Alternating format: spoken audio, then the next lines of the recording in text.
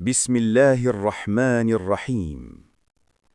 إذا زلزلت الأرض زلزالها وأخرجت الأرض أثقالها وقال الإنسان ما لها يومئذ تحدث أخبارها بأن ربك أوحى لها يومئذ يصدر الناس أشتاتا ليروا أعمالهم فمن يعمل مثقال ذرة خيرا يره ومن يعمل مثقال ذرة شرا يره।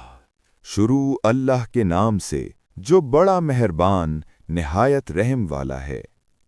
जब ज़मीन अपनी पूरी शिद्दत से हिला दी जाएगी और ज़मीन अपने अंदर के बोझ निकाल बाहर करेगी और इंसान कहेगा कि इसे क्या हो गया है, उस दिन वो अपनी खबरें बयान करेगी, इसलिए कि तुम्हारे रब ने इसे हुक्म दिया होगा।